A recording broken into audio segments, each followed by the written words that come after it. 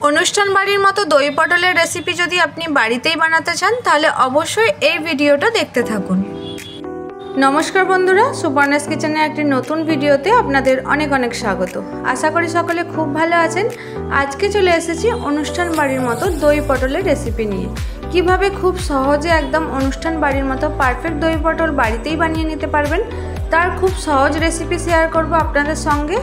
থাকছে সঙ্গে একটা স্পেশাল মশলা, তাই স্কিপ না করে সম্পূর্ণ ভিডিও দেখতে থাকুন। আর যদি আমার চ্যানেলে নতুন বন্ধু হয়ে থাকেন চ্যানেলটি সাবস্ক্রাইব করে পাশে থাকার অনুরোধ রইল। চলুন তাহলে শুরু করা যাক আজকের রেসিপি।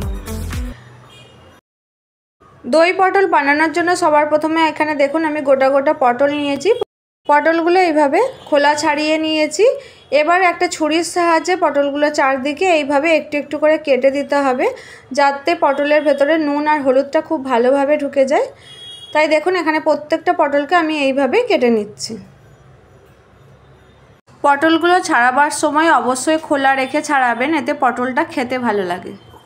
দেখুন কথা বলতে বলতে এখানে আমার সবকটা পটল কাটা হয়ে গেছে। এবার এর মধ্যে নুন হলুদ মাখিয়ে নিতে হবে।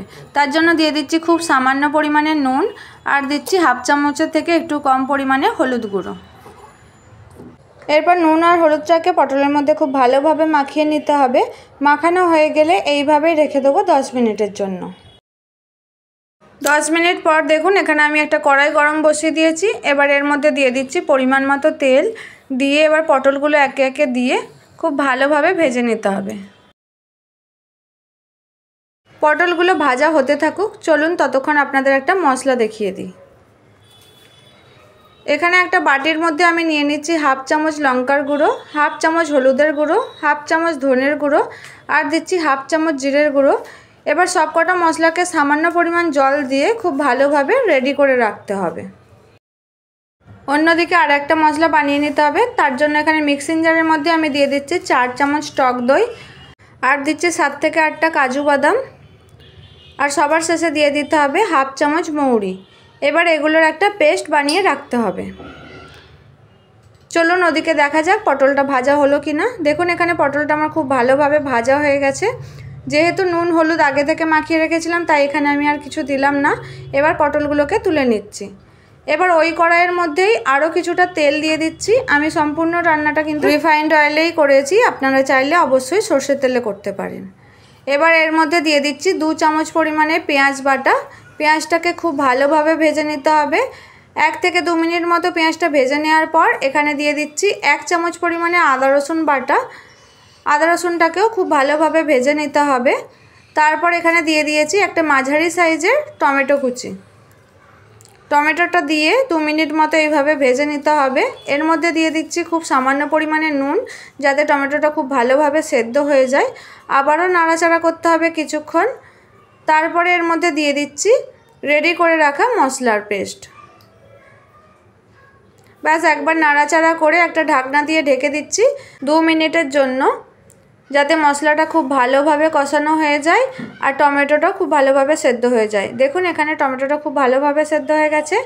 এবার এর মধ্যে দিয়ে দিতে হবে কাজু বাদাম, টক দই আর মৌরির যে পেস্টটা আমরা বানিয়ে রেখেছিলাম সেটা। দেওয়ার পরে খুব ভালোভাবে মশলাটাকে কষিয়ে নিতে হবে।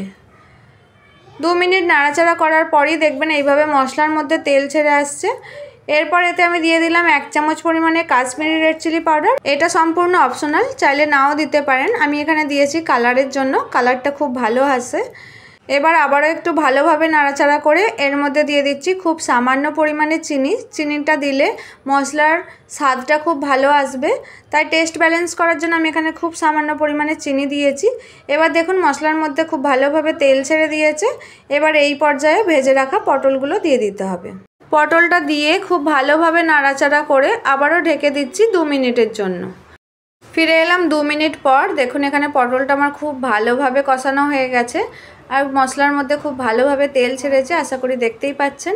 এবার মশলা ধোয়া জলটা আমি এর মধ্যে দিয়ে দিচ্ছি। আপনাদের যতটা গ্রেভি প্রয়োজন সেই অনুযায়ী জল দেবেন। ব্যাস জল দিয়ে আবারও নাড়াচাড়া করে একটা ঢাকনা দিয়ে ঢেকে দেবো 5 থেকে 7 মিনিটের জন্য। ফিরে এলাম 5 মিনিট পর। দেখুন দই পটল আমাদের একদম রেডি। এবার এর মধ্যে গরম মশলা দিয়ে নাড়াচাড়া করে নামিয়ে নিলেই রেডি হয়ে যাবে অনুষ্ঠান বাড়ির মতো দই পটল। আজকের রেসিপি আপনাদের কেমন লাগলো আমাকে জানাতে ভুলবেন না। যদি ভালো লাগে একটা লাইক, শেয়ার, কমেন্ট এবং চ্যানেলটি সাবস্ক্রাইব করে পাশে থাকার অনুরোধ রইল। আর যদি আমার ফেসবুক পেজ থেকে দেখেন অবশ্যই পেজটাকে লাইক এবং ফলো করার অনুরোধ রইল। ফিরবো আবার নতুন কোনো ভিডিও নিয়ে। ততক্ষণের জন্য সুস্থ থাকুন, ভালো থাকুন, সঙ্গে থাকুন। ধন্যবাদ।